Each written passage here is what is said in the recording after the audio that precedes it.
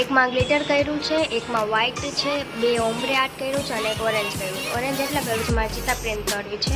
વ્હાઇટમાં આપણે મહાદેવજી કરશું અને ઓમ્બ્રે આર્ટમાં આપણે ત્રિશુલ કરશું, ત્રિનેત્ર કરશું, એવી રીતે કાંઈક ડિફરન્ટ કરશું. આ છે યુવી લેમ્પ. હવે આપણે આમાં ક્યોર કરવા 60 સેકન્ડમાં મૂકી દઈશું.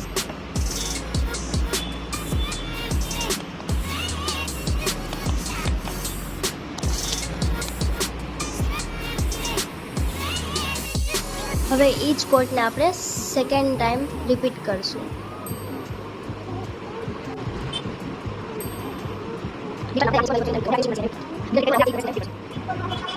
સેકન્ડ ટાઈમ ફરીથી આપણે ક્યોર કરવા રાખી દઈશું 60 સેકન્ડ.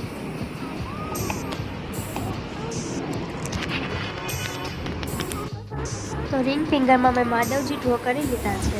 આનો તમારે પ્રોપર ટ્યુટોરિયલ જોતો હોય તો મને કોમેન્ટ જરૂર કરજો.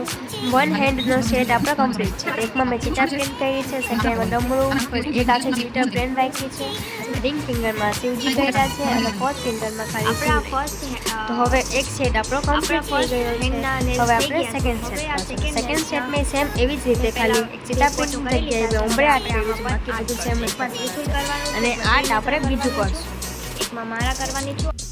સેકન્ડ હેન્ડના નેલ્સ પણ કમ્પ્લીટ થઈ ગયા છે. સોરી અને ટ્યુટોરિયલ સરખી રીતે ના આપી શકી, મારે કસ્ટમર આવી ગયા હતા એટલે. પણ તમને પ્રોપર ટ્યુટોરિયલ જોતો હોય તો કમેન્ટ જરૂર કરજો.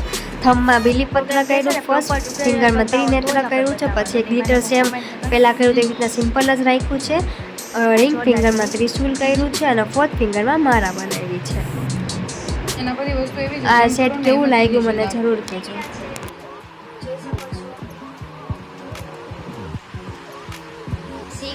શિવલિંગ, ગ્લિટર, ડમરું અને આ ચિત્તા પ્રિન્ટ કરી છે શંકર ભગવાનના વસ્ત્ર.